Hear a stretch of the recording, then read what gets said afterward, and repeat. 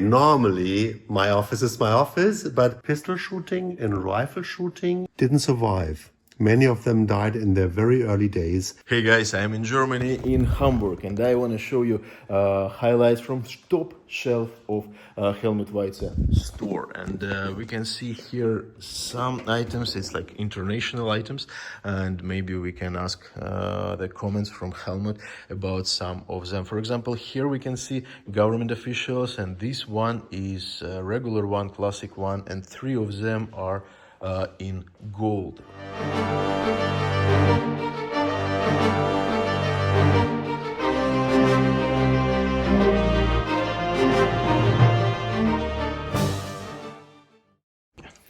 And this one is quite expensive, and can you tell us about this one?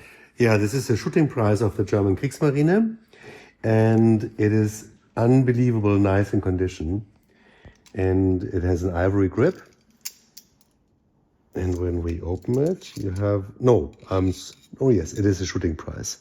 It says, honor prize of the Supreme Commander of the Kriegsmarine for special awards for shooting with a pistol, 1938.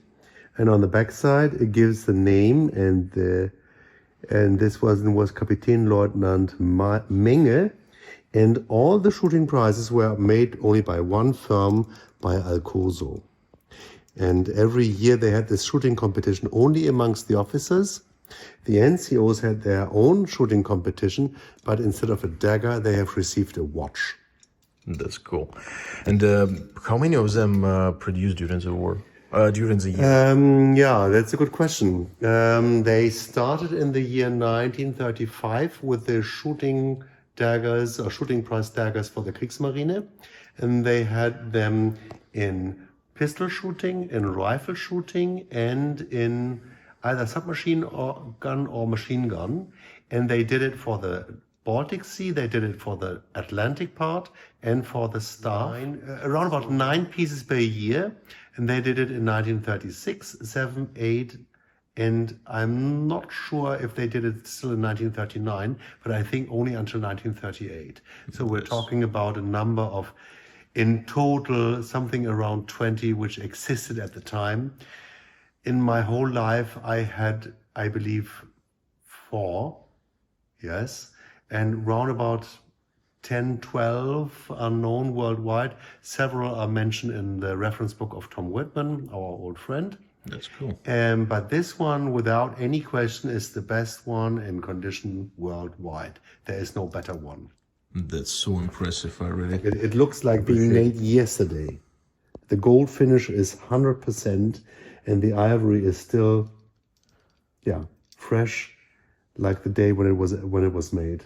That's cool, thank you. And also, we don't have like too much time at the moment. Yeah. Can you just show us like something like highlight top from your top shelf for our English-speaking audience? All right, yes, we have a couple of very nice daggers in here, as you might have seen.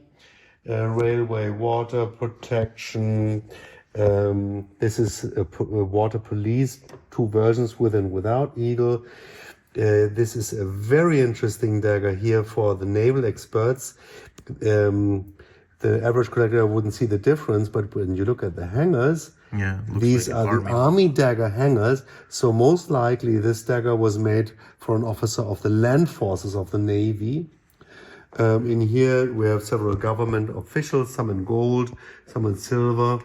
For the Italian lovers, this is a fascist dagger, but made in silver with the grip inlay in solid gold and with an inscription. And that was a personal present from the black shirts to Mussolini himself. So this is one of the daggers that belonged to Mussolini.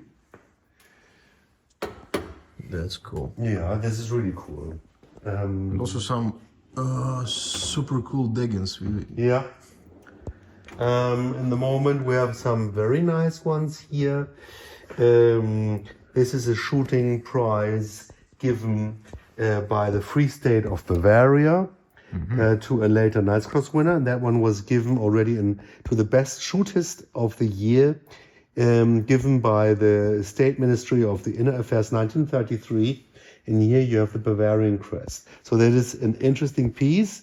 Here you have his name, Major Schlieper, and later on you will find him also on the internet. He was a very brave and highly decorated officer in World War II.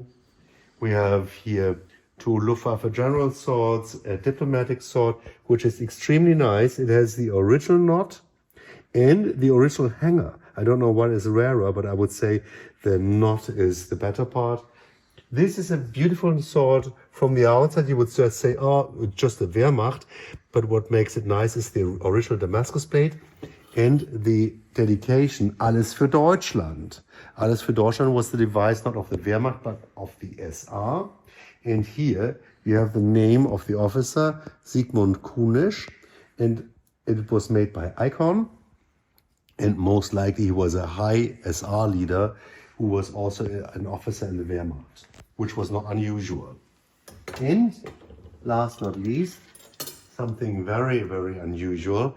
That's an SS sword. And in that design, I would say this is about unique. It has, wait a minute, we have a stick on the back side. We can get, no, we leave it the halfway. On the front side, you have the sun wheel, and on the back side, a laying swastika, which you can see a little bit here. I'm too lazy to peel it off now. And the blade is plain, but this is something very, very special. And it has the SS runes on the top. Thank you so much for this little excursion, and I know, and you guys gonna be excited, I know that in your office there is a new arrivals, right? Yes, okay. Normally, my office is my office, but when we have such a good friend here, we show you something which you would normally never see. We go into my office and look at the fresh stuff. Let's go. So these are all things that came in within the last couple of days, which ended up in my office. So this is not everything that we purchased, but everything which is laying in my office right now. Very, very nice visor hats, steel helmets, overseas caps, some beautiful badges and decorations, General Assault Badge 75 Assault, Spanian Cross and Silver, Tank Escutcheon badges. This one is unusual. This is the Honorable Class Kriegsmarine, as everybody knows. But in that condition, it is truly exceptional. Some nice cloth insignia, very rare, nothing special, but no, it is special.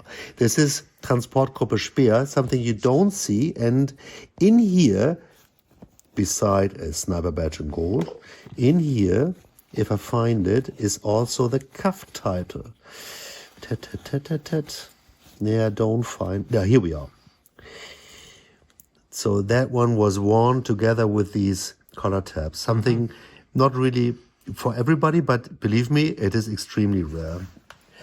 We have a beautiful visor hat of Hermann Göring, a white SS Generals, which is most likely the most expensive piece here in the box.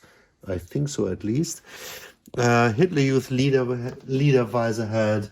Here more insignia just came in. Unfortunately, just one, but therefore it is original and Scharführer of the Leibstandarte.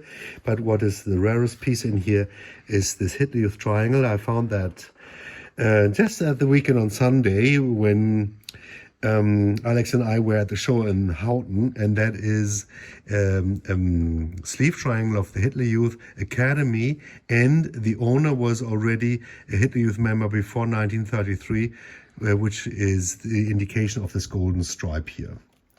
That's cool. It's really impressive when you see items that just came here, and I'm probably gonna spend some more time that go through these pieces. But you guys also feel free to call and ask new arrivals before it came to website. You know, this is why I love my job. There are some really nice pieces here. Also, it's Alak. Also fresh finds. All fresh, yes. Oh, cool. And I really like Alak, especially like writer ones. That's really impressive. And the horses made by Alak are super impressive. One more nice piece, which is also in my office. This is a World War I polymerite together with a document. And this group was for sale many, many years at Hermann Historiker, together with all the other medals of Generalmajor von Grodek. and it was auctioneered and went into all four directions of the wind. And we were lucky to purchase the estate of a former customer of ours who sadly passed away. And in the moment, this set is still in my office as a little memory, but one day it will go again. I show you one more a photograph of him. This is General von Grodeck, and the polymerite that he's wearing on the photograph is this very one. So it's really lovely. That's super impressive. This is also something very, very special for the Russian lovers. This piece is made almost 400 years ago. That was a goblet presented by the Tsarina Elizabeth Petrovna. Yeah, Elizabeth Petrovna. Yes. Yeah. And she died already 1760 or 63. And that was a personal present of her to somebody high-ranking. And when you think that this glass is about 300 years old, you can see the workmanship. What you see here, it's not a damage. That's from making the glass. It was hand-blown, or with a mouth, of course. And here, that was the end of making it. And then they took a scissor while the glass was still warm and weak and cut it off. And then they formed it to what it is today. And it is almost a miracle that this piece, 250 years or 300 years old, is still in this unbelievable condition. And when you ask yourself, how did they put the gold on? They did it with mercury. And that everybody knows today, mercury is deadly poison. And the goldeners didn't survive. Many of them died in their very early days because it was so dangerous and so poison. And what a beautiful piece which has survived the centuries. And actually, craftsmanship and the technology of this gilding came from Germany. Yes, to that's Russia. correct. It's brought back to Russia by German masters. This is absolutely correct. I do not know if it was made in Germany for the Russia, or if they had German glass makers coming to Russia to produce there. But this is more than likely. But the quality is outstanding. And if you just let your fantasy flow, how difficult it was. Even these things here, all these points and this decoration, if you fail, you don't have a second chance. That's true. That's impressive. Thanks for showing. And is it for sale? Everything is for sale. You can buy the entire shop if you insist. Oh, nice. And so how much is this part of 25,000. That's cool. Thank you. You're welcome. So again, guys, thank you for watching this video until the end, and I hope you like it, and I hope you been excited to see some hidden items. So don't hesitate, contact me or Helmut Weitze about those items or items behind me. See you at my channel, weitze.net and alexmp.com. Have a good one, and see you real soon.